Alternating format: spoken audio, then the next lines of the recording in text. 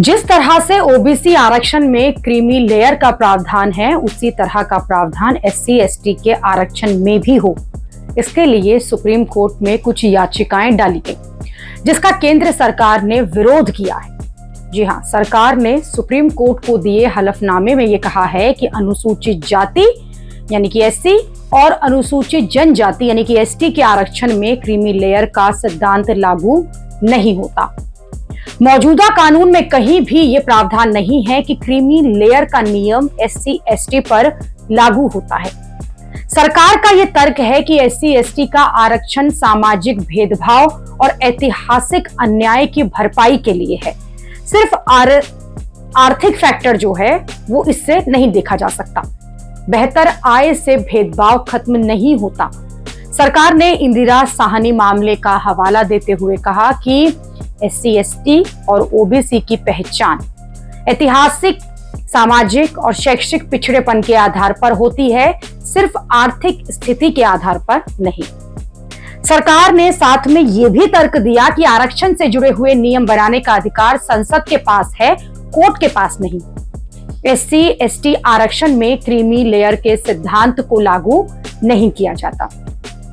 OBC आरक्षण के लिए यह होता है। इसमें आर्थिक और सामाजिक रूप से संपन्न परिवारों को क्रीमी लेयर कहा जाता है और उन्हें आरक्षण का जो लाभ है वो नहीं मिलता। इसके लिए न्यूनतम आय भी तय होती है, लेकिन एससी और एसटी की बात की जाए तो इस मामले में ऐसा नहीं होता। इस पर याचिका दी गई, लेकिन सरकार ने देखिए कि इसका विरोध किया। सरकार ने यह भी तर्क दिया कि एससी एसटी आरक्षण सामाजिक और ऐतिहासिक भेदभाव पर आधारित है और केवल आर्थिक स्थिति पर नहीं है। जबकि याचिका में यह मांग की गई कि संपन्न एससी एसटी परिवारों को आरक्षण का लाभ जो है वो न मिले। सरकार ने इसके विरोध में सुप्रीम कोर्ट के ही 4 फैसलों का हवाला दे दिया, जैसे साल 2005 का ईवी चेन्नैया बनाम आंध्र प्रदेश का केस, जिसमें यह कहा गया कि एससी श्रेणी में किसी तरह का वर्गीकरण या बदलाव सिर्फ संसद के कानून बनाकर ही कर सकती है। अदालत या फिर राज्य सरकार जो है वो ऐसा नहीं कर सकती। इंदिरा साहनी बनाम भारत संघ 1992 का केस, जिसमें सुप्रीम कोर्ट ने पहली बार ओबीसी में क्रीमी लेयर का सिद्धांत लागू किया था, लेकिन यह फैसला एससी एसटी आरक्षण पर नहीं था। मोदी सरकार का कहना है कि एससी एसटी और एसईबीसी यानी कि socially and educationally backward classes के लिए चलाई जा रही है अधिकांश कल्याणकारी योजनाओं में पहले से आय सीमा लागू है, ताकि योजनाओं का लाभ जरूरतमंद लोगों तक पहुंचे। सरकार ने यह भी कहा है कि याचिकाकर्ताओं ने यह स्पष्ट नहीं किया कि किन योजनाओं में इसे किया जाए, किन योजनाओं में बदलाव की जरूरत है और इससे गरीबी रेखा से नीचे यानी कि बीपीएल रहने वाले लोगों को किस तरह से फायदा होगा।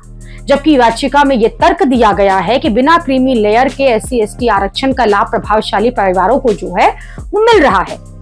गरीब और पिछड़े परिवार इसका लाभ उठा ही नहीं पा रहे हैं।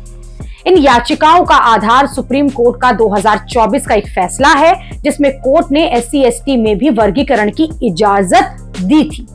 लेकिन आप देखिए कि केंद्र सरकार का कहना है कि एससी एसटी को आरक्षण देने का आधार अलग है और ओबीसी आरक्षण का आधार अलग है।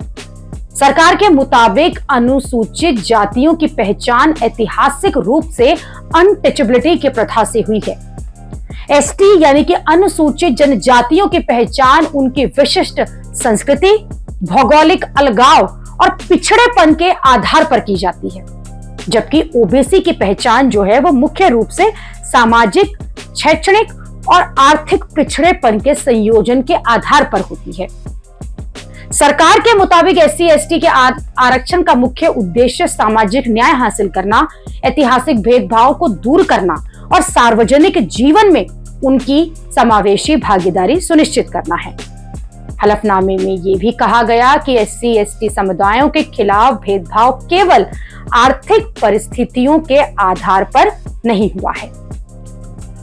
इधर केंद्र सरकार ने देखिए कि कोर्ट में अपना रुख स्पष्ट किया, तो उधर सोशल मीडिया पर क्या हुआ? सोशल मीडिया पर सरकार के इस रुख का विरोध हो रहा है। कुछ लोग ये कह रहे हैं कि एससी एसटी में क्रीमी लेयर के सिद्धांत को लागू करना चाहिए, ताकि जो भी लोग आर्थिक रूप से बहुत पिछड़े नहीं हैं उनको ये फायदा ना पहुंचे, बल्कि उनको पहुंचे जो बहुत पिछड़े हैं।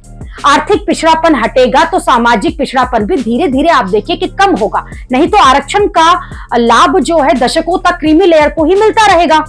आरक्षण का मुद्दा हर पार्टी के लिए बहुत संवेदनशील है, इसलिए कोई भी सरकार जो है वो इस पर खुलकर कुछ नहीं बोलना चाहती। हाल ही में आरएसएस प्रमुख मोहन भागवत ने कहा था कि आरक्षण पर राजनीति नहीं होनी चाहिए। आरएसएस प्रमुख ने कहा था कि आरक्षण पर राजनीति नहीं होनी चाहिए, आरक्षण सामाजिक कारणों से है।